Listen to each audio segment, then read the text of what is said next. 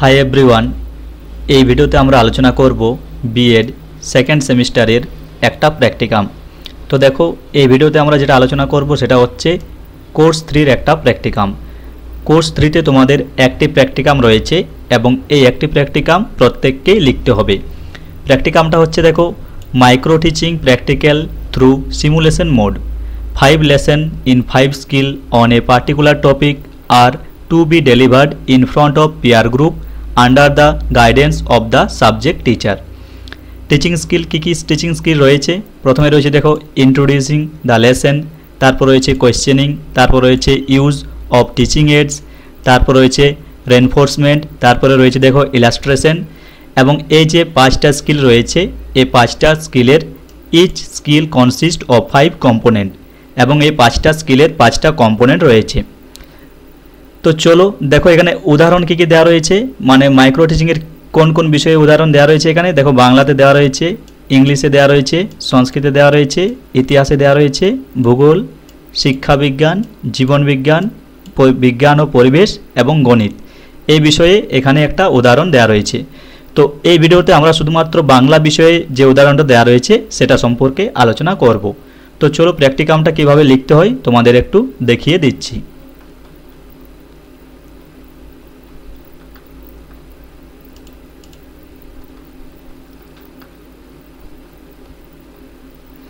তো দেখো প্র্যাকটিকামটার নাম হচ্ছে এটা micro teaching practical through simulation mode, teaching skills, introducing the lesson, questioning, use of teaching aids, reinforcement and illustration. এটা হচ্ছে দেখো সূচিপত্র, মানে কি কি দেওয়া রয়েছে প্র্যাকটিকামের মধ্যে। প্রথমে দেওয়া রয়েছে দেখো ভূমিকা, তারপর রয়েছে অনুকৃতি শিক্ষণের সংজ্ঞা অর্থাৎ মাইক্রো টিচিংয়ের সংজ্ঞা, তারপর দেখো রয়েছে অনুকৃতি শিক্ষণের প্রয়োজনীয় উপাদান, তারপর রয়েছে অনুকৃতি শিক্ষণের সুবিধা অসুবিধা, শিক্ষণের প্রয়োজনীয়তা, পাঠের ধারণা, পাঠের বৈশিষ্ট্যসমূহ, পাঠদানের প্রস্তুতি, পাঠের দক্ষতাসমূহ, প্রতিক্রিয়া প্রদানকারী চার্ট এবং শেষে একটা উদাহরণ দিতে হবে। এই উদাহরণের জায়গায় তোমাদের যে সকল সাবজেক্ট রয়েছে মানে নির্দিষ্ট সাবজেক্টের একটি উদাহরণ দিতে হবে। যে বিষয়ে বিএড করছো সেই বিষয়ের একটা উদাহরণ দিতে হবে। তো এই ভিডিওতে যেহেতু আমরা বাংলা উদাহরণ আলোচনা করব, তাই যাদের বিষয় বাংলা তারা অবশ্যই এটা মন দিয়ে একটু দেখার চেষ্টা করো। তো দেখো প্রথমে রয়েছে ভূমিকা। প্রত্যেকটি প্র্যাকটিকামের প্রথমে একটা ভূমিকা লিখতে হয়। এই প্র্যাকটিকামটির ভূমিকা লেখার জন্য তোমরা এখান থেকে দেখে লিখতে পারো। তারপর দেখো রয়েছে অনুকৃতি শিক্ষণের সংজ্ঞা। সংজ্ঞাটা দেখো এই পর্যন্ত দেওয়া রয়েছে, তোমরা এখান থেকে দেখে এটা লিখে নিতে পারো। তারপর দেখো রয়েছে অনুকৃতি শিক্ষণের প্রয়োজনীয় উপাদান। তারপর রয়েছে দেখো অনুকৃতি শিক্ষণের সুবিধা এই পর্যন্ত দেওয়া রয়েছে। তারপর দেখো এখানে রয়েছে অনুকৃতি শিক্ষণের অসুবিধা, এখানে রয়েছে অনুকৃতি শিক্ষণের প্রয়োজনীয়তা, এরপর রয়েছে অনুকৃতি পাঠের ধারণা এবং দেখো এখানে রয়েছে অনুকৃতি পাঠের বৈশিষ্ট্যসমূহ। তোমরা এই বিষয়গুলো এখান থেকে দেখে লিখে নিতে পারো, তোমাদের একটু সুবিধা হবে। তারপর দেখো এখানে রয়েছে অনুকৃতি পাঠদানের প্রস্তুতি। এখানে রয়েছে দেখো সাধারণভাবে অনুকৃতি পাঠে কয়েকটি দক্ষতাকে সঠিকভাবে অনুশীলন করতে হয়। সেগুলি হচ্ছে দেখো পাঠ উপস্থাপনের দক্ষতা, বিস্তৃতিকরণের দক্ষতা, তারপর রয়েছে প্রশ্নকরণের দক্ষতা, উৎসাহদানের দক্ষতা এবং শেষে রয়েছে শিক্ষণ উপকরণ ব্যবহারের দক্ষতা। তো দেখো প্রথমে রয়েছে পাঠ উপস্থাপনের দক্ষতা। একটি পাঠদানের কার্যকারিতা ও অগ্রগতি নির্ভর করে বিষয়বস্তু কতটা নৈপুণ্যতার সঙ্গে উপস্থাপিত হলো তার উপর। এরপর দেখো এখানে রয়েছে বিস্তৃতিকরণের বা বিশদীকরণের দক্ষতা। পাঠদানের সম্পূর্ণরূপে দক্ষতা বা সার্থকতা নির্ভর করে পাঠের সঠিক রূপ বিস্তৃতিকরণের মাধ্যমে সহজ সরলভাবে শিক্ষার্থীদের কাছে বিষয়বস্তুর বিস্তৃতি উপস্থাপনা অত্যন্ত প্রয়োজন। বাস্তব অভিজ্ঞতা ও পূর্বজ্ঞানের সঙ্গে সম্পর্ক স্থাপনের মাধ্যমে শিক্ষক শিক্ষার্থী মিথস্ক্রিয়াকে কাজে লাগিয়ে এই দক্ষতার দ্বারা শিক্ষার্থীর সার্বিক জ্ঞানার্জনের পথকে সুগম করতে পারেন। এটা হচ্ছে বিশদীকরণের দক্ষতা। দেখো এখানে রয়েছে প্রশ্নকরণের দক্ষতা। পাঠদানকে সার্থক রূপদানের জন্য প্রশ্নের ভূমিকা যথেষ্ট, তাই শ্রেণীতে পাঠদানের সময় নানান প্রশ্নের অবতারণা করতে হয়। এই প্রশ্নাবলী জিজ্ঞাসাকরণের মধ্য দিয়ে বিভিন্ন ধরনের উদ্দেশ্য সাধিত হয়। এখানে দেওয়া রয়েছে প্রশ্নকরণের দক্ষতা। দেখো প্রত্যেকটা দক্ষতার আবার 5টা করে উপাদান রয়েছে।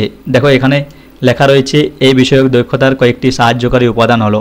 প্রত্যেকটা দক্ষতার 5টা করে উপাদান রয়েছে। দেখো পাঠ উপস্থাপনের দক্ষতার 5টা উপাদান কি কি?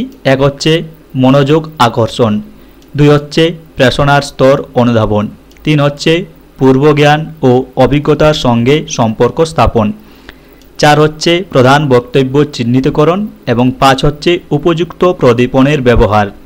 সেরকম দেখো বিস্তৃতিকরণের দক্ষতার 5টি উপাদান কি কি? এক হচ্ছে যথাযথ উদাহরণ, 2 হচ্ছে বিষয়বস্তুর স্বচ্ছ উপস্থাপন, 3 হচ্ছে সহজ ও সারল্য, 4 হচ্ছে শিক্ষার্থীদের মিথস্ক্রিয়তা এবং 5 হচ্ছে সমধর্মী বিষয়ের সঙ্গে সম্পর্ক স্থাপন।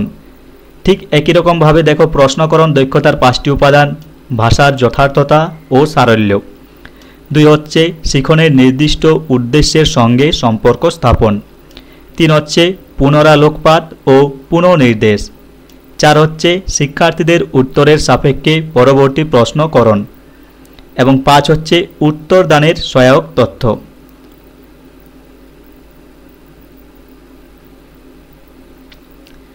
এরপর দেখো এখানে রয়েছে উৎসাহ দানের দক্ষতা।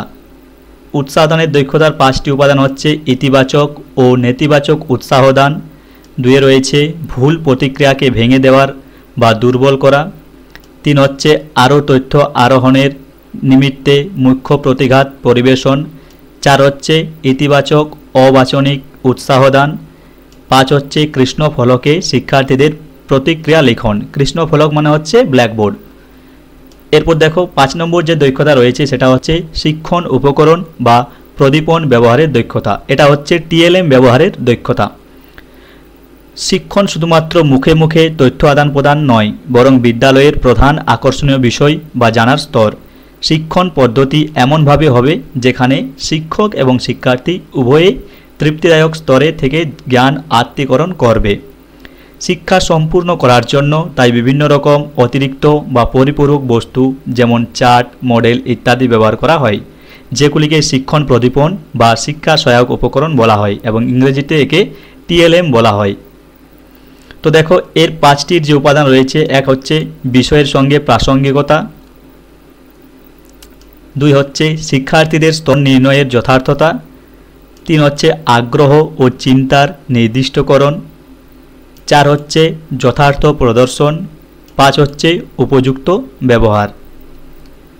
এবং দেখো এরপর রয়েছে প্রতিক্রিয়া প্রদানকারী চার্ট। শিক্ষার্থী শিক্ষকদের শিক্ষাদান সংক্রান্ত বিষয়গুলি সম্পর্কিত মন্তব্য পর্যবেক্ষকগণ একটি তালিকা বা চার্টে প্রকাশ করে থাকেন। প্রতিটি দক্ষতার জন্য 2 জন করে পর্যবেক্ষক তাদের মতামত প্রদান করে থাকেন। এখানে সেই ছকের মাধ্যমে তোমাদের এটা দেখাতে হবে। এরপর চলো বাংলা বিষয় যাদের রয়েছে তাদের একটা উদাহরণ দেখে নেওয়া যাক। তো দেখো বাংলা বিষয় এখানে দেওয়া রয়েছে উদাহরণ 1 বাংলা। এখানে দেখো রয়েছে বিষয়, এদিকে লিখতে হবে বিষয়, শ্রেণী হচ্ছে সপ্তম এবং এখানে লিখতে হবে প্রশিক্ষার্থীর নাম অর্থাৎ তোমাদের নিজের নাম, ক্রমিক সংখ্যা, তারিখ। তো দেখো প্রথমে রয়েছে পাঠ একক। পাঠ এককে রয়েছে ভারত তীর্থ, রবীন্দ্রনাথ ঠাকুর। এখানে লিখতে হবে তোমাকে বিষয়বস্তুর রূপরেখা, তারপর একটা লিখতে হবে উপাদান। দেখো প্রথমে আমরা যেটা আলোচনা করছি সেটা হচ্ছে পাঠ উপস্থাপনের দক্ষতা। পাঠ উপস্থাপনের দক্ষতার আবার 5টা উপাদান রয়েছে।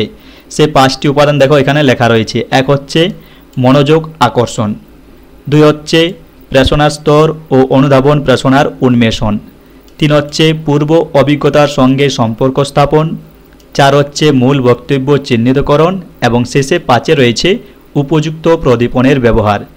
তাহলে এটা তোমাকে পুরোটাই লিখতে হবে পাঠ উপস্থাপনের দক্ষতায়। তারপর দেখো এখানে রয়েছে মূল্যায়নপত্র।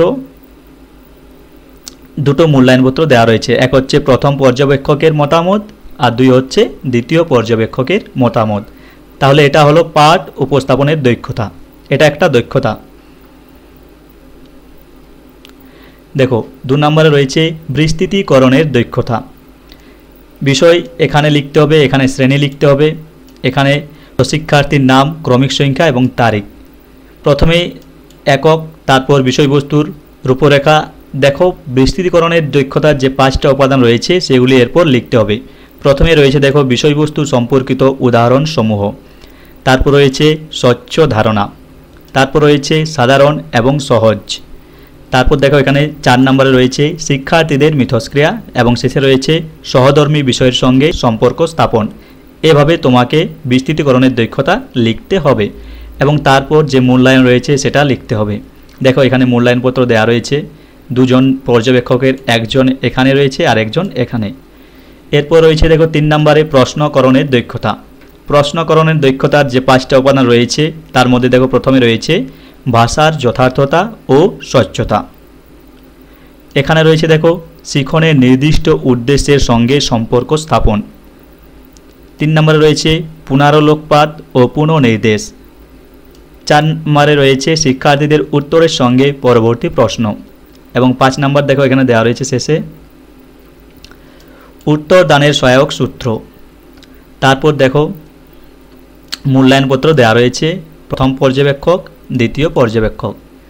এইভাবে তোমরা প্রশ্নকরণে যে দক্ষতা রয়েছে সেটা একটু দেখে নাও। এখানে 4টা দেওয়া রয়েছে, 4টা উপাদান এবং বাকি একটা উপাদান এখানে দেওয়া রয়েছে, তোমরা একটু দেখে নেবে। এখানে রয়েছে আর একটা উপাদান। এরপর দেখো রয়েছে 4 নম্বরে প্রদীপনের ব্যবহারের দক্ষতা বা টিএলএম ব্যবহারের দক্ষতা। এর 5টা উপাদান কি কি? এক হচ্ছে দেখো এখানে রয়েছে বিষয়ের প্রাসঙ্গিকতা, 2 হচ্ছে শিক্ষার্থীর স্তর নির্ণয়ের সমর্থন, 3 হচ্ছে শিক্ষার্থীর মধ্যে আগ্রহ ও চিন্তাবোধ জাগ্রত করা, 4 হচ্ছে যথাযথ প্রদর্শন এবং 5 হচ্ছে প্রদীপনের সঠিক ব্যবহার। এটা হলো প্রদীপন ব্যবহারের দক্ষতা।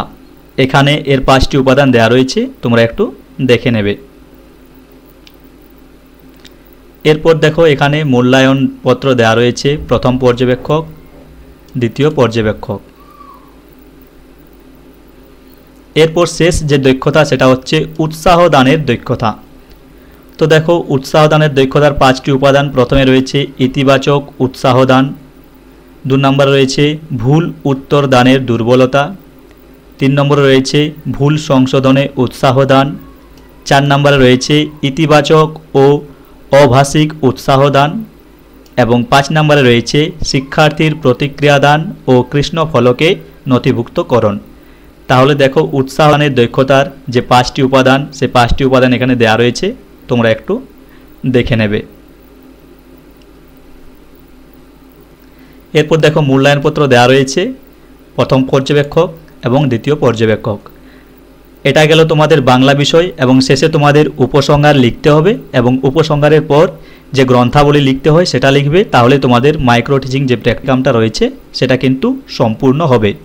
তাহলে এই ভিডিওতে এই পর্যন্তই।